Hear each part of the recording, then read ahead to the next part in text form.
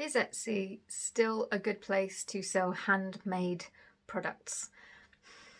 And by handmade, I mean truly handmade. Handmade with like your hands, by you, in your house. Well, actually the house bit doesn't matter. You can make it wherever you make it, but handmade by you. Well, the short answer is annoyingly vague, as most of them are. On the one hand, yes, Etsy is a great place to sell your handmade products online. On the other hand, it's also not. Here's why it is. It's easy to set up a new shop. It's relatively cheap at the start until you start selling things, but that's video for another day. It's relatively cheap to start. We'll stick with that. It's well known by everyone and the traffic is already there. It's not a great place to sell on because although the traffic is already there, it's really hard as a true handmade seller to get noticed amongst all of the mass-produced stuff. And you know what? I'm going to add to this because although vintage isn't technically handmade, I think true vintage is also getting crowded out on Etsy for the same reason. There are so many people that are now selling stuff that is no way vintage, but they're whapping it in the vintage category and drowning out the true vintage sellers. So hopefully you get my point. I've forgotten to put my light on again. Good grief. If you're new here, hi, I'm Kim and I am disorganized and I will get distracted quite a few times. If you do not like that, you are in the wrong place. Okay, so what drove me to make this video is because I was looking for something on Etsy this morning and oh my days, could I find it? No.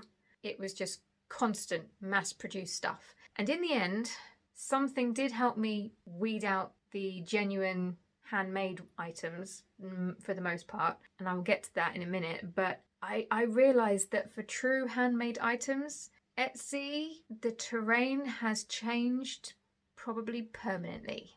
2020 opened the floodgates, and what's that phrase? You cannot put the toothpaste back in the tube. That is what has prompted me to make this video. The toothpaste is everywhere. What are we going to do about it? Well, we can get off Etsy and sell our items elsewhere, or we can sell our items on a platform that is covered in toothpaste. I really need to start thinking these metaphors through, don't I? Okay, this is why I nearly didn't make this video, because it is an ongoing problem and it's happening right now. So it's very difficult to find a definitive solution when the problem hasn't quite finished making a mess of everything yet. Basically, Etsy is now a platform where you can sell handmade items and mass-produced items. And in the back of my mind, I very naively had thought, well, all of the mess of the past year or so is calming down a bit. So maybe now Etsy will be more on it and will find a way to weed out these items. And I think I have finally come to terms that no.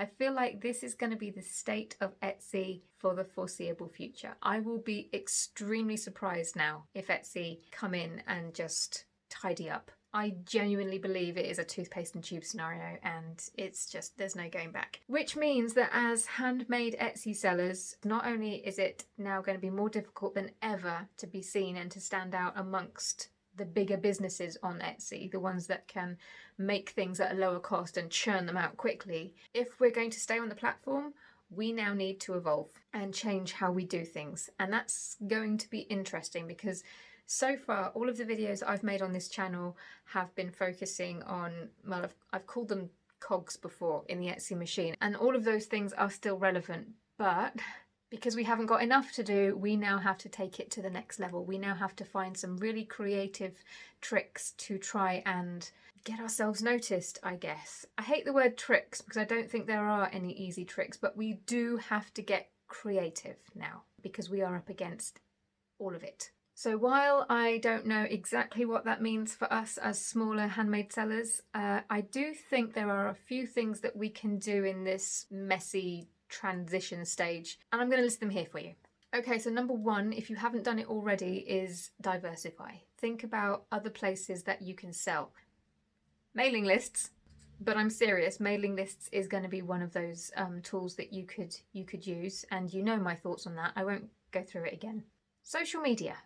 That could be an interesting one. Now, up until now, I have not been selling on social media. Whenever I've tried to, it's never worked out so well. However, I will concede that that was back in the day when, for example, on Instagram, they didn't actually have the tools that they currently have in order to sell on the platform.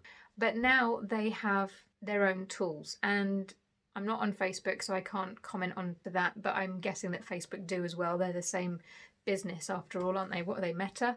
Who knows? Mark Zuckerberg's little empire. But next year, that is going to be something that I'm going to be looking into, as well as Etsy. So mailing lists, social media, and then the last three are going to relate to Etsy itself. Number 3 is going all in on the handmade element. And this was the thing that I was talking about earlier that I said that I was going to come back to. When I was looking for that thing on Etsy, I eventually found those items by using the term handmade in my search query. I'm laughing because this was something that we actually had to do way back in the day. Like I said, reselling on the platform is not new. There was a time when Etsy was much smaller, but resellers kind of decided to blitz the platform. It was on a much smaller scale, but it felt huge. And so people were putting handmade in their tags to stand out. That became an old trick when Etsy brought in the categories of handmade, vintage, and supplies. You no longer had to put handmade in your tags because it was already there as a category. However, it appears that for now at least, using handmade, hand embroidered, hand painted, these sorts of keywords might help you get found in search. Again, it will completely depend on whether or not somebody is specifically searching for that keyword, but I would recommend maybe using them just in case.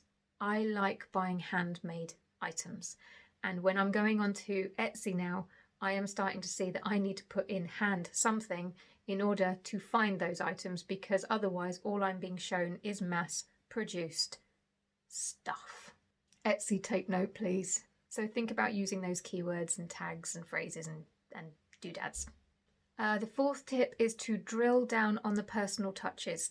Because if somebody is mass producing stuff and drop shipping and all of the rest of that gumph, that's something that they cannot do. They cannot add these personal touches that you can in abundance. It can be whatever. Things like your packaging, inserts, handwritten notes, that sort of thing. These are all excellent examples of ways that as smaller handmade sellers, we can stand out in ways that other sellers can't. So embrace that and go all in, because that will be one of those little tools that will set you apart from everybody else. And the last one that I've been thinking about is your About section. Etsy has always said that this is a great place to show you working at your desk, the process, that sort of thing. And up until recently, I've always thought, yeah, okay, I get it. I can see why that would be useful. But I've never really seen it as something that really pushed the needle forward or had any real impact on my bottom line. So I didn't really focus on it too much. I filled it in, but I didn't go all in. Now, however,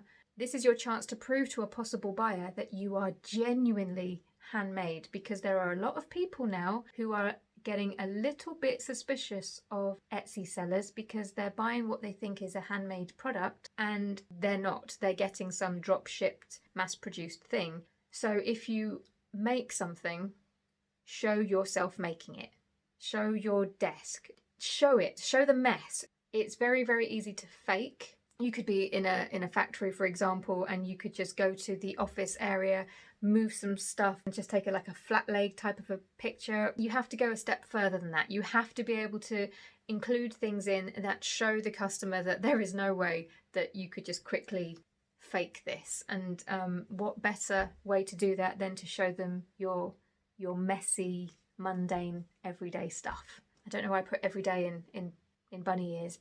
Now, this is a topic that I'm going to be returning back to over time, because I think as Etsy continues to evolve, we are going to have to continue to evolve with it. And I think that right now, this might be a tactic to help us try and get some traction and try and be seen. Etsy changes all the time, and what I've just mentioned might change. But for now, it seems to be working.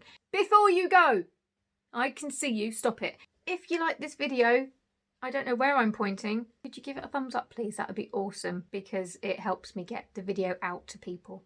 And if all of this didn't put you off and you'd like to see more, I'm here most Mondays. Consider subscribing, and I'll see you next week. Bye.